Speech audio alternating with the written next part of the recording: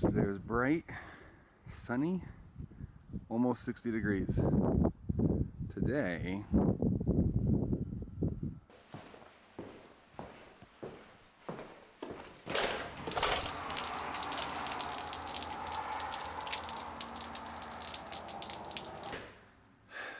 back in Ely. So that first clip was, okay, clip one, that was from Round Mountain. And there was a rainstorm coming in. Said rainstorm happened. And then last night and this morning, we had a snowstorm. Said snowstorm happened. An hour and a half after said snowstorm, that's what Ely looks like. Sorry I haven't made a video in a couple days. It's been pretty busy. Let's jump into Daniel 5. Okay, so I know what some of you might be thinking, wait, Daniel 5, we did Daniel 6 on Sunday. Yes, but I only had covered up to chapter 4. We jumped forward for Sunday because I took Friday off, which is technically my day off, so I actually took it off. So now we gotta go backwards. We're gonna hit Daniel 5, and then we can go forwards again to Daniel 7. I didn't promise this was gonna be simple, people. I just promised we'd cover it.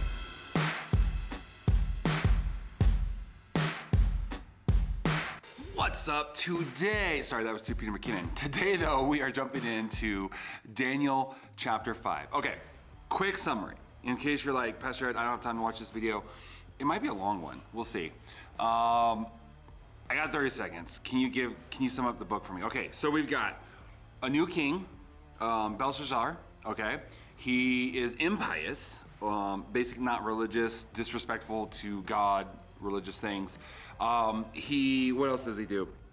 He has a feast where he's kind of being very blasphemous and kind of declaring supremacy over God, where a finger of a man, aka God, like wrote down in his power, wrote on the wall. It's a polite way to say, scared the man really bad. Okay, go read the actual description for the slightly more graphic details of how scared he was. And so he calls all of his magicians and everyone in, no one can do anything. Boom, Daniel comes in. Daniel's the man, it gives the interpretation, basically pronounces judgment on the king. Once again, he gets promoted and the king dies. That's it. Okay, so let's have a quick overview. We have King Nebuchadnezzar.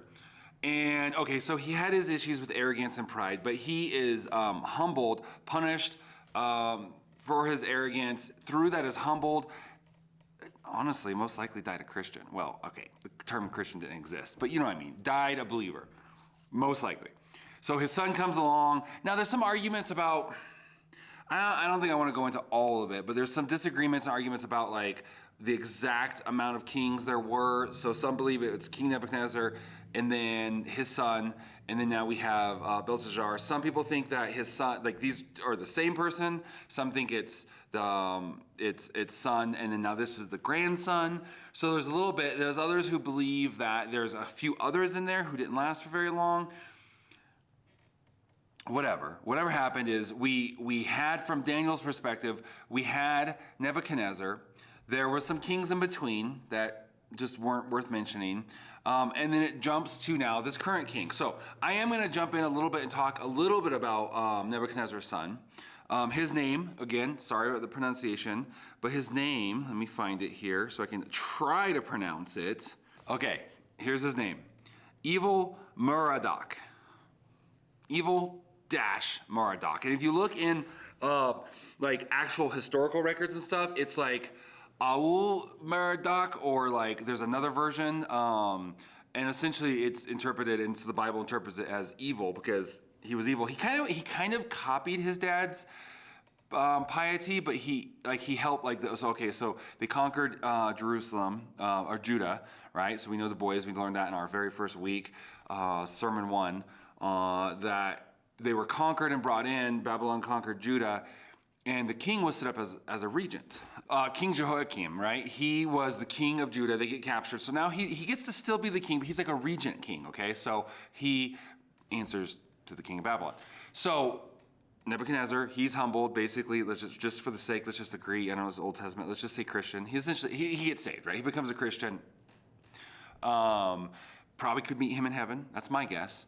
And then his son comes in, not so great, kind of goes through some of the things of like that his dad did. He does bestow a lot of honor and stuff on Jehoiakim and the regent king of Judah, and gifts and stuff like that. So he kind of like, well, honestly, it's kind of like when you have a parent who is radically saved, raise their kids in church, and then the kid is just kind of religious. Like they go to church, but they're not actually saved themselves. So then now we have, depending on who you go with, we now have, we're just gonna say, it's probably, I don't know, I don't have a horse in this race, but it's probably now Nebuchadnezzar's grandson. Again, could be the same guy, could whatever, but most likely, let's just say for the sake of this video, it's his grandson. It's the third king, well, scratch that, reverse it. Second king here in Daniel. So now we're here, Daniel's much older. He's probably like 70s, mid 70s now. And he is not, we see that he's not part of this royal feast. In fact, there's speculation that the queen that's called in is not either. They think that there's a good chance that that queen is actually Nebuchadnezzar's wife, so King Nebuchadnezzar dies and passes, and she's still around. She'd be an older lady. She'd have the respect and honor that her position had, but really no authority. And because she's older and she's going to be much wiser and more religious, she's not at this, let's just call it for what it is, this like drunken party, essentially. And so when this all happens, because it says in the beginning, right, it says, then Daniel answered, okay, well, that's not it. Here it is. King Belshazzar made a great feast for 1,000 of his lords and drank wine in front of the 1,000. Belshazzar then, he tasted the wine, commanded that the vessel be, okay, blah, blah, blah. It says in here somewhere, okay, right here. In verse 3, I believe, says, and the king and his lords, his wives and his concubines drank from them. They drank and praised the gods of gold, silver, bronze, iron, wood, and stone. I'm just going to say, if you're picking gods, why would you pick the god of wood? Like, maybe if you're like a seafaring population or something, but you're in the desert. Okay, fine, there's water around. But for the most part, like, why do you pick the god of wood? That just seems like an odd choice for a god. Okay, sidebar, scratch that, that doesn't matter. So it's unlikely that Daniel would have written, he's there with his wives and concubines. Oh, he called his wife in. So when it says he called the queen in, there's a good chance that this is, well, it's definitely probably not his wife. Definitely, probably. So there's a good chance that this is actually, it could be the evil Meldek or whatever's wife, but either way, it's probably Nebuchadnezzar's wife, the queen that was queen with Nebuchadnezzar. So she comes in, she's not there because, I mean, at this point, she's like grandma age. What's a wise religious grandma doing at a drunken, what's it called, a drunken party? I'm sure you could read between the lines. There's probably more than just drinking that was going on there. There was definitely blasphemy and bragging and arrogance going on. So she's not there. She has no place with it. Daniel's not there. He has no interest or place there. We'll come back to that in a minute. Probably a couple. And so we see that now all of his wise men, no one can answer it. So then she comes in and she's like, oh, there's something going on. There's an issue. Something happened at this party. So she comes in and she's like, oh yeah, call Daniel. Like, of course, your little tinker toy soldier, magi, wise men aren't going to help you. Call Daniel. The Spirit of the living God is within him. He's literally helped this kingdom multiple times. He comes in and he essentially pronounces judgment on the king. So let's go through. Commentaries talk about 3 specific sins the king committed. Let's jump into them. All right, number 1, the first sin that he committed is drunkenness. Okay, throughout Christendom, and denominations, historically, geographically, there's a lot of debate over whether or not a Christian can drink. But that is not what we're talking about. Universally, pretty much, I mean, if you're a Christian, throughout history, throughout even like Martin Luther, who like loved the beer his wife could make him, right? I've never heard any Christian try to say that drunkenness is okay. They argue, the debate is, can you drink or can you not get drunk? So it's pretty clear that no matter what side of this alcohol drinking debate you stand on, the Bible condones getting drunk, losing control. In fact, that's the very reason is as you get drunk, you begin to lose control, and it begins to open you up to other things. And this is the issue: is we have King Nebuchadnezzar. They captured these essentially, if we remember back to the first sermon, these instruments of worship, right? These golden cups and stuff, and that they did. They stored them. They kept them safe. They protected them. They never blasphemed or did something crazy with them. Then his son, the first part of his name is evil. His name is evil, okay? He literally, his name is that evil dash, and then his name. Like, probably a bad dude. He never pulled these out of storage and blasphemed with them.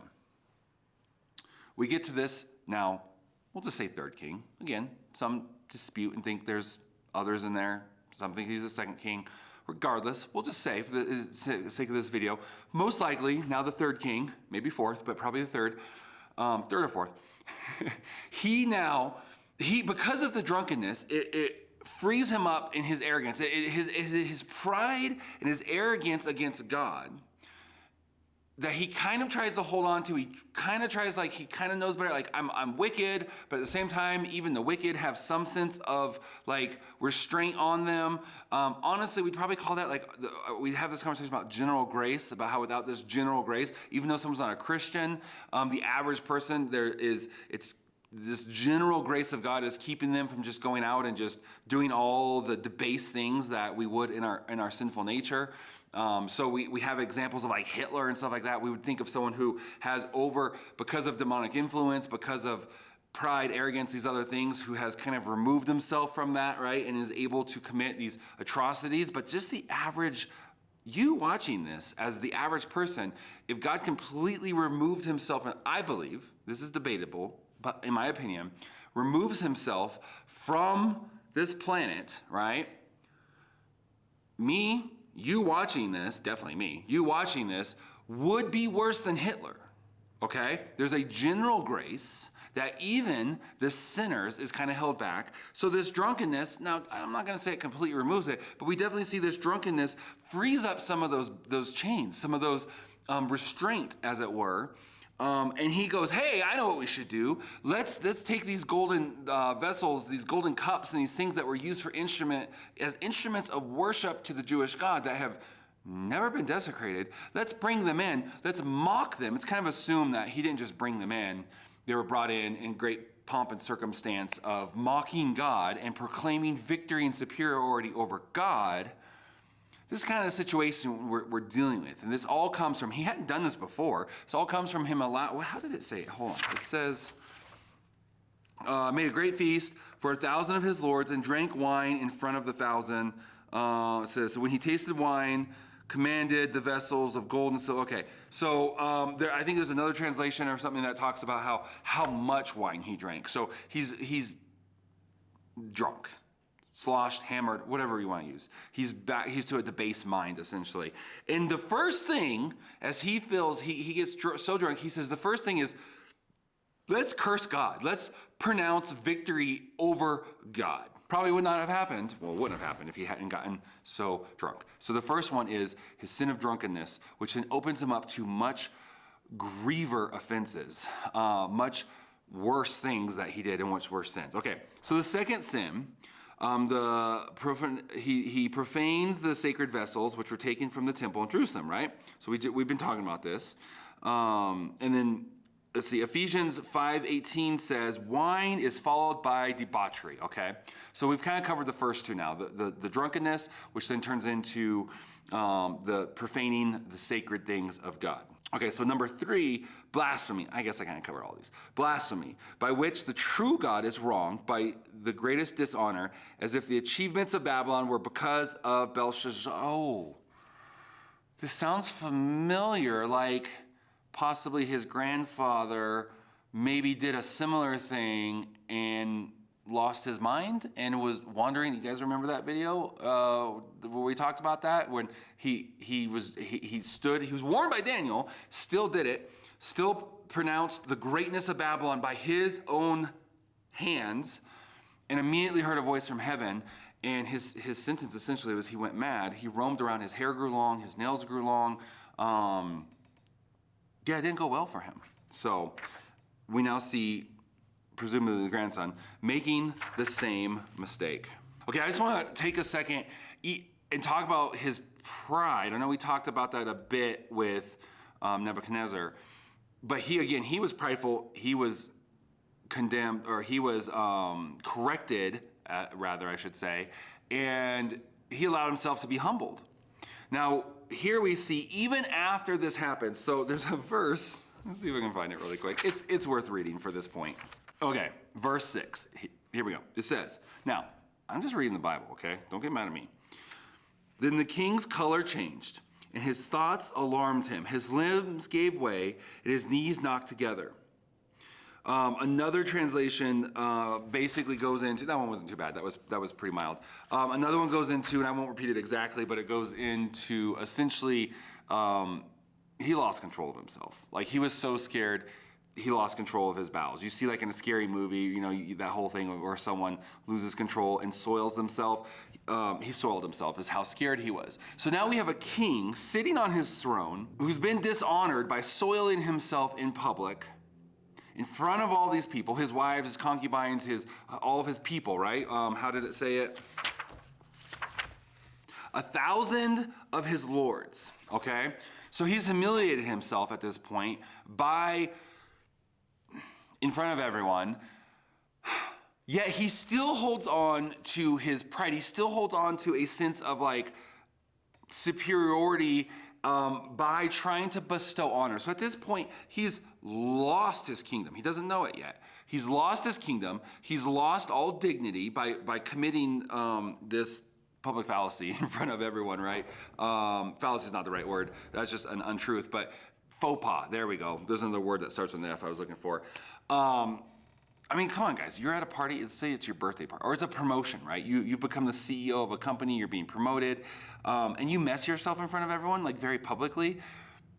There's really no turning back from that. Like, that's pretty bad. Like, you're gonna excuse yourself immediately and get out of there, and probably immediately cash in all your vacation time, and, well, not cash in, but and take all your vacation time and be like, oh, he became the CEO, and then he disappeared for 3 months. What happened? Well, he became a remote CEO, a laptop, work from home, remote CEO. No, he immediately then begins to declare what he's going to do for the person who can answer what this is. And so he says to Daniel, when Daniel was brought before the kings, the king answered and said to Daniel, you are the Daniel, one of the exiles of Judah, whom the king, my father, brought from Judah. I have heard, okay, here we go. Now the wise men, the enchanters, have been brought in before me to read the writing. Okay, let's skip down to 16. But I have heard that you can make known to me its interpretation. You shall be clothed with purple. Here we go. Be clothed with purple, have a chain of gold around your neck, and be the third ruler of the kingdom. So I, as the king, in my rightful rightness of the king, I hope you followed that, am going to bestow on you honor, riches, and authority. Oh, I don't have any of those anymore. I've lost my honor. Exhibit A, soiled himself. I've lost my riches because I've lost the kingdom. And I've lost my ability to bestow honor upon someone. He just doesn't know it yet. The judgment has been made, but has not been made in a way that's understandable to him. Now, I knew a guy once who had a legal judgment against him, and I had at least 2 different times, maybe more, said in a meeting where he began to say, we would say, hey man, so you have this judgment against you, why are you doing this? Like, you know, you can't do this. This is illegal. Like, you could be in trouble for this. And he said, well, that's not my understanding of it. My understanding is that I can do this. We said, that's not how it reads. That's not how the law works. And you can't say that you didn't understand it as a defense. Like, it's kind of cut and dry. So here it's the same thing as just because you don't understand yet the judgment doesn't mean it doesn't stand. It's still a legal judgment. Okay, I want to read, we're going to wrap up here, but I want to read 2 quick paragraphs to make my last point here. So this is in reference to chapter 5, verses 13 through 23, when Daniel was brought before the king. So it says, Daniel was not at the immediate banquet, nor was he with the wise men who were summoned to the king, providing nothing to the king. For the godly separate themselves from the impious and do not mingle with them. Okay, I'm going to jump down a little further here. It says, hence the apostle does not command us to flee from the world, but have no fellowship with the unfaithful or unfruitful works of darkness, but rather reprove them. That's a reference to Ephesians 5:11. And again, he says that you may be as children of God, blameless in the midst of a crooked and perverse nation, among whom shine as lights in the world, holding forth the word of life. Philippians 2:15 through 16. Therefore, although Daniel lived in Babylon amid a depraved nation, he kept himself pure from the abominations of the Babylonians. I think, and we're going to end on that point, that too often as Christians, we lose this concept of being separated. So Daniel wasn't at this party, and not only was he not at the party, like, people from his profession were there, and he was still not part of them. He was separated, one, yes, from like the party, but also from the others in his same profession. And so we as Christians, we have to be careful to not, okay, so I know in the old days, right, we took things too far one way. So it was all about, hey, you're going to hell, we're going to stand on a street corner and just yell hateful things at you. I get it. I get that was probably not received with love. That was probably more truth than just love. But now in the name of love, we've abandoned truth. And so we have Christians who statistically speaking, well, forget statistically, practically speaking, there's no difference between the Christian and the unchristian. In fact, some of the stats are worse for Christians than they even are for the non-Christian. This is a problem. We're losing our witness. The Bible talks about how, like salt, not letting salt lose its flavor. Otherwise, it's good for nothing, and it's thrown out and trampled upon. And so many of us, in the name of love, in the name of compromise, really, we don't say that. So in the name of peace and getting along, we become worthless, like salt that's lost its flavor. I don't think you want to be referred to as a worthless Christian. I think you'd want to be a well done, my good and faithful servant Christian. So we have to get this balance right, because that doesn't mean run off and just start screaming and yelling at every person. But at the same time, it's this balance of truth and love. Truth in love. Speaking the truth in a loving way. Which is also an effective way, because if you're just out there screaming at people, we're going through on Monday nights with the Round Mountain Youth, we're talking essentially about Defending Your Faith from R.C. Sproul. It's a book called Defending Your Faith from R.C. Sproul. And this whole idea of like, listen, you're never going to argue someone in the kingdom of God. But you also can't just be like floating around like, oh, I don't know, it's just faith. You just have to have faith. Well, I don't know about evolution, just have faith. Well, I don't know about the transgender and all the genders and all this stuff and identity and pronouns. You just have to have faith and trust in God. So it's not one or the other, it's both. We need to be able to have it, not every single one of us, but we need to be able to give an answer, right? The word talks about giving an answer when people ask us, hey, why do you believe what you believe? Hey, why are you different? Hopefully you're different. But even if they just say, oh, you're a Christian? Oh, why do you believe what you believe? We should be able to give an answer, which an answer that's essentially a testimony. And not a testimony in terms of, well, you know, when I was a kid, I grew up in an alcoholic family, and then God saved me, and then now my life. I'm not talking about a traditional testimony, though that may sometimes be the right answer. The testimony of the hope that is within you, so which means you need to know enough of your word to be able to then say it back. So that's my challenge for us today, is to be Christians who can, yes, rightly wield the word of God and know how to divide scripture and divide it in stuff, but specifically to be Christians who can, in unison, wield the powerful tools of truth and love. Because one is going to be right, but no one's going to listen. You're not going to have any kind of platform we've been talking about, influence, to be able to speak from. And the other one may have influence, but has nothing to offer the people who have come in to gather to see what they have to say. So it's this combination of the two, which is my concern is I see one or the other. I see compromised Christians or I see argumentative Christians. There's not a lot of both. Even Ben Shapiro, right? I know he's not a Christian, doesn't believe, in Jesus, he's Jewish. he's phenomenal. He can get up there and he can talk about things in a way that just, it's like, it blows my mind. I'm like, how are you my age? How are you not like 68 years old? Like, we're the same age basically. I think he's actually a little bit younger. That's amazing, but even him, sometimes he can be very demonstrative, which is fine. I get it in these political debates. That's part of the medium. So I'm not criticizing him for that. I'm just saying that same style doesn't work very well when you're trying to evangelize someone. Because if you make it this combative thing, you lose the love. You've got the truth. It's this debate, this ping pong, back and forth, back and forth. I'm going to tell you why you're stupid. You're going to tell me why I'm stupid. I'm going to tell you why the reason you think I'm stupid is actually stupid and I'm actually smart. And then you're going to tell me why the reason I think you're stupid that I'm actually, you get the point. It gets messy, right? It's just a back and forth, back and forth.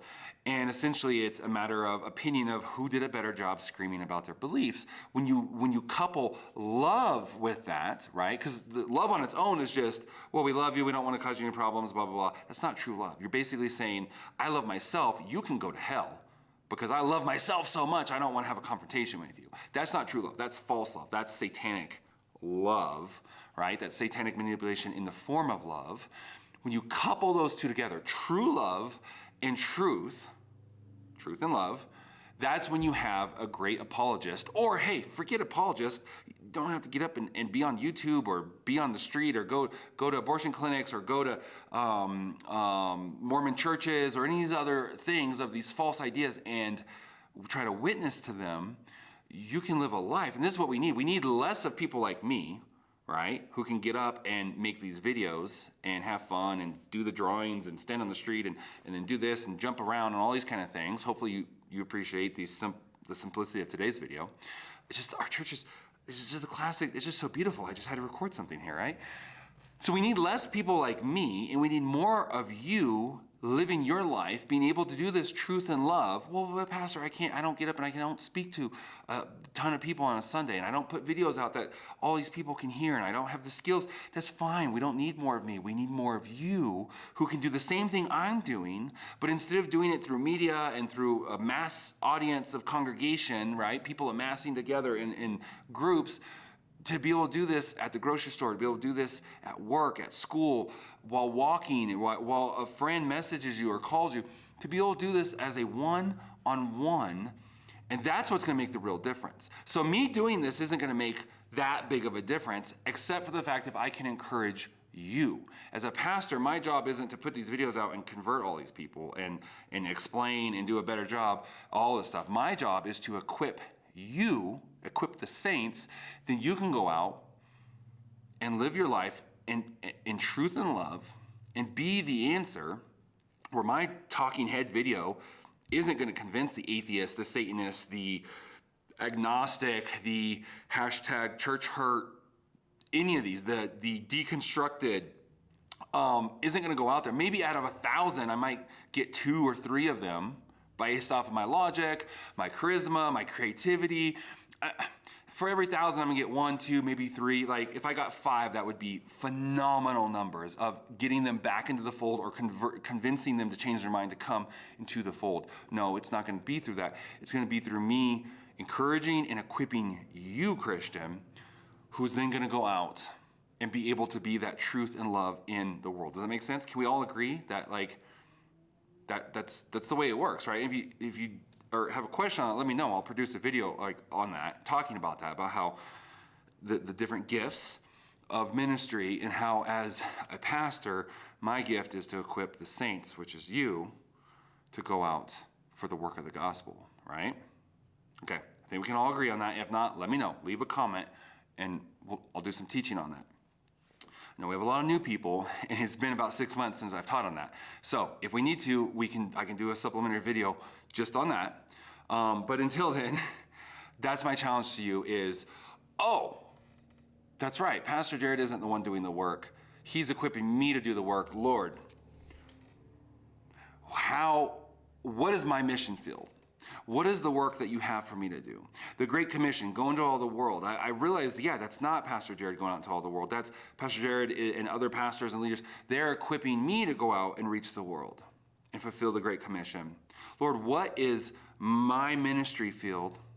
What and how do you want me to do this, Lord? Are there things I need to sacrifice to be able to do a better job of this? Are there things I need to step out on, right? You begin to have a prayer much like that kind of mock prayer, right? That's my challenge to you. Have a moment, have an understanding. If it's not clicking, if you don't 100% agree or understand what I'm saying, again, let me know or research it for yourself. Begin to look up, the equipping of the saints, study those verses, or reach out for help and we can explain it to you. Once that it has clicked, or if it already, you get that, you understand that, you agree with that, I want to challenge you to pray your version of that prayer of what is your mission field and how are you supposed to go out on it? And then what is it going to cost you? I could produce a 3-hour video. I'm going to try to do this in about 30 seconds. There was a time where missionaries would go out in sacrifice. They would put the golden age, well, I shouldn't say the golden age, but for me, like what is in my young, impressionable mind is hearing stories about missionaries who would literally take everything they have, put it into a box that is essentially their coffin, ship that off to where they're going, get on a slow boat to wherever they're going, get there, get their box. That's all they have is what they can fix in essentially a coffin, live their life, die, and that box is now for people so they can be buried in. And there was no going back. Now, again, I don't want to get onto this too much, but now we live in a world where there's plenty of amazing missionaries. I'm not saying that. But my generation, the millennials, have perverted and twisted some of this, and there's too many missionary vacationers where it's all about like these, let me travel the world, a different country a month, and let me get the church to pay for this whirlwind trip around the world, and we'll do some ministry along the way to justify I hate that. Where's the sacrifice, right? I'm not saying I'm right on that. That's my opinion. Where's the sacrifice? So don't forget that part. Lord, give me a platform. Show me that. That's great. That's part of that prayer. But also, Lord, what is it going to cost me? Let me count the cost before I go into this, because it's the difference of you staying strong with it, or what would Jesus do? Oh, go out and ask me about Jesus. These are things from my generation, right? Some of you will reference them, or recognize them. Some of you are like, what is he talking about? We're about ready to go into a series. So this Sunday, Baptism Sunday at the Aquatic Center, don't forget, don't come to the church, go to the Aquatic Center. Look, I set this up in the sanctuary so you get your little weekly fix of being in the sanctuary, right? Be at the Aquatic Center for our baptism service. And then the following week, we're going to be starting a series called Love Thy Neighbor, all about evangelism and loving your neighbor in your community. So the difference between you going through this series, getting excited, inviting a few people to church for the next 3 or 4 weeks, and then it kind of peters out and fizzles out and dies off, or you spending the rest of your life being a intentional Christian, living a sacrificial life, a life of mission, a life fulfilling the Great Commission, is going to be the difference between you, whether you counted the cost or not. So I encourage you, yes, pray those other things as well. What is my mission field? Who am I supposed to reach? Certain people can reach certain people better than others, right? Like I'm going to have a much easier time going down to the skate park with the way I look and my temperament and reaching a bunch of kids who hate God and hate church. I'm going to have a much better time of doing that than the average person. I have 20 years of youth ministry experience. I have a heart, a burden, and a psychological and emotional understanding of the young adults. I'm going to have a better time than you are. But at the same time, I mean, look at me. Like, am I going to walk into a corporate office and have much influence? Am I going to go into a courtroom and where there's judges and lawyers and clerks and have a lot? No, but you might. So it's yes, knowing all those things, but then also what is it going to cost me? And reconciling that. And I don't just mean, Lord, whatever it costs. No, really pray. God will probably show you what it's going to cost. He did with me. I had my, we'll call it, well, we won't call it that. I had this moment back as a sophomore in high school where the Lord showed me 2 different paths. And one was influence for him, and one was popularity and promotion for myself. And he said, which one are you going to take? And I didn't immediately answer because I realized that he was literally asking me to think about it. And I took like a week or 2, I don't know, this is my sophomore in high school, I don't remember how long, but I remember taking time and imagining both lives. I spent days imagining what it would look like serving God, like the cost, and I imagined what it would look like being a menial Christian. Still being a Christian, still having salvation, still getting into heaven, but not having as much of an impact. And I remember taking, like I said, a week or two and daydreaming every day, thinking about both of them, and knowing which one I was going to take, but still, like, I want to count the cost. I want to know what that life would have been like, because there's going to be times where that life is going to seem better and more appealing, and I have to count the cost now and let that dream, that one kind of die now, so I don't walk away from the right path later on in life.